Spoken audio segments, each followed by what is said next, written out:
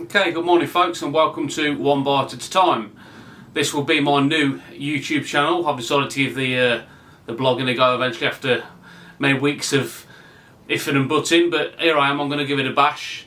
So just bear with me with the ums and buts and odd patches of silences. So yeah, the main purpose of this video will be to introduce myself and tell you a bit about my fishing, and we'll take it from there really. So yeah, I started at the age of 8. I used to go with my dad. We all used to fish as a family. There was like me, my mum, my dad, my sister. We used to go to a little place called Normanton Farm Fishery. It was nothing special, nothing by today's fishery standards. At the time it was just a river / stream flowing through a field really. So but yeah, I started off perhaps like everybody else did really, catching the odd perch, roach, with the odd bigger fish thrown in, bream, tench. But I'd caught the bug. That was the main thing. I'd caught the bug. My dad had taught me I'd caught the bug. I'd really taken to it. So we ended up going on fishing holidays. I can remember staying in a cottage on the side of the River Severn. We used to fish for the barbel, and there was the normal holidays to Skegness. It wasn't for us. It was staying in a cottage at the side of the River Severn that did it for us. Yeah, a few years have passed, and like I said, I'd done my catching the roach and the bream and the tench and the smaller fish. Eventually I found myself wanting to catch more than my mates I was going with. Even the random guy pegging up in the next swim, I wanted to catch more, you know. So eventually this led to me match fishing. I entered a few opens, I did a few matches. I was no professional, I did win a few. I also lost many as well. But like I say, I was out there doing it, so it didn't matter to me. I was out on the bank and I was fishing. Eventually the passion for catching more fish turned into a passion for catching bigger fish, and this obviously led to me getting involved with the carp fishing. I bought myself a £200 kit from Argos, I think it was. You know, these bundles you get from Argos. So I ended up buying one of these. I know you go on the carp forums now and people are asking advice about these bundles, what you can buy, and people are like, no, it's a big no-no and you're better off buying second-hand decent gear. But I did it. I went and bought a £200 Argos bundle. So there you go. So that got me out onto the bank carp fishing. Having enough of day ticket waters, I thought I'm going to take this carp fishing serious. I'm going to join myself for club water. So I've upgraded my kit bit by bit and I've joined this club water. This club water turned out to be Searswood Pool. I knew very little about it. I'd driven past it many times before. That's basically all I knew about it. So I've joined this club water, Searswood Pool, and eventually my tickets came through the post, and I was absolutely buzzing for my first session. I'd heard a few bits from the lads that had already fished it. I'd got a bit of knowledge on the biggest fish that was known in the lake at the time was a fish called Tringey's Common. Basically, it was a mid 30 common, which had potential to be pushing 40 given the right time of the year. So obviously I had my eyes set on that one. But yeah, my first session comes about. I'm filled with excitement and expectations, and I can remember setting up all excited. So I've put my rods out and I've got cracking on my first session. The first night's passed and I've had not so much as a bleep on the bite alarms, no action at all during the first night. I'm like, okay, it happens. So I've gone into the second night and the same thing's happened again. There's been no action at all in my swim. So I've ended up packing up that session totally deflated. I've come onto this place thinking I'm the bee's knees. I know everything there is about carp fishing, and this place has just done me over on the first night. So I've left thinking, well, I obviously don't know everything.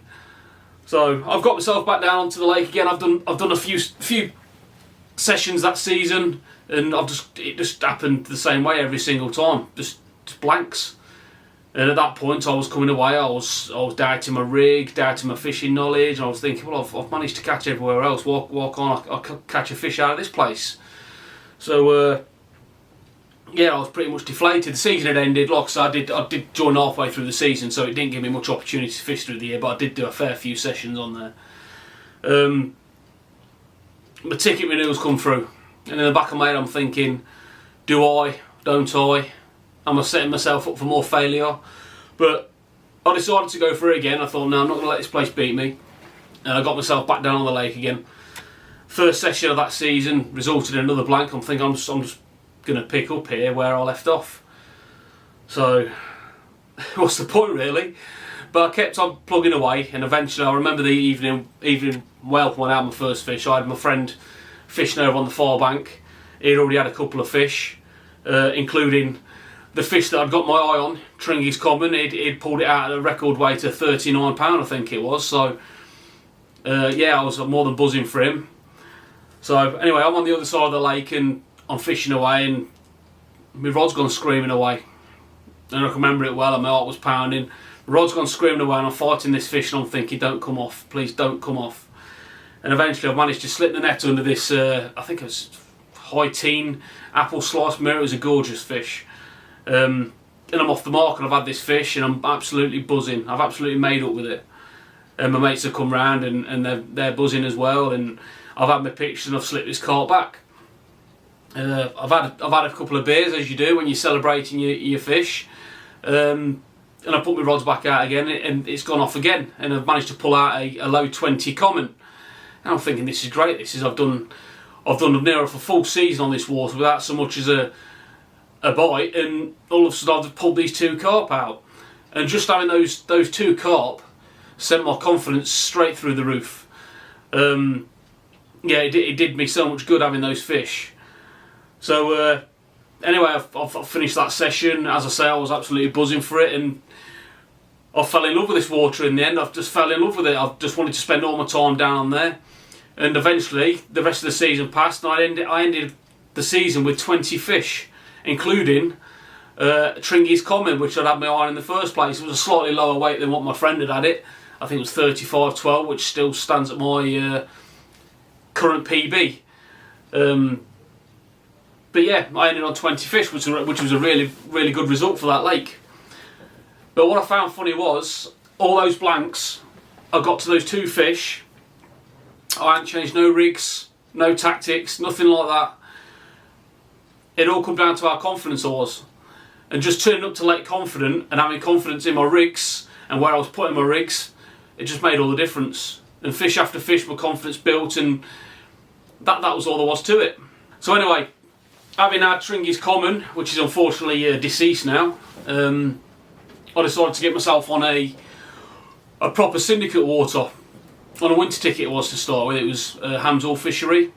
This fishery's got an amazing stock of fish with a couple of known 40s swimming around in it. So I've set my winter session on there underway, and I've ended that winter ticket on 17 fish, including, which was then the lake record, Sally at 43.3 I think it was. So not only had I done extremely well pulling 17 fish out on my first winter ticket, I'd also bagged the lake record as well, which I was absolutely buzzing about. So I've managed to get a full ticket on Hamsall, and I managed to end my first season on 75 fish. I didn't manage to bag the big common in the end, but I did land a few of the A-team. There was common tail, the rudder, the money fish, so I had a really good season. And then by coming to my second full season, and obviously this COVID pandemic's hit, it threw a spanner in the works for many fishermen. Those that could get out couldn't get on the banks because of everybody else going. So I was still managing to get out on the bank myself. I had a few fish, including Sally as a repeat capture. It was good to see her on the bank looking well. So anyway, my target fishes ended up coming out. The minter, it came out at, I think it was either 45 or 46 pound. Although I was chuffed for the guy. That had pretty much done my season, to be fair. It wasn't going to come out anytime soon. So yeah, but it's still a target for me in 2021. Obviously, when everything's we can get out on the banks for the night, it still remains a target for me. I'd love to get it on the bank. But for now, that leads us up to present day, and with no night fishing, I found a different side of fishing that I'd forgot existed. Really, I'm finding myself on park lakes and canals, and I'm quite enjoying it, to be fair. So yeah. But anyway, that's enough about me. I hope I've not bored you too much. Like I say, this was a brief introduction about myself and my fishing. I hope to get on the bank now and get a video going of me fishing and whatnot. So yeah, take care guys. See you later.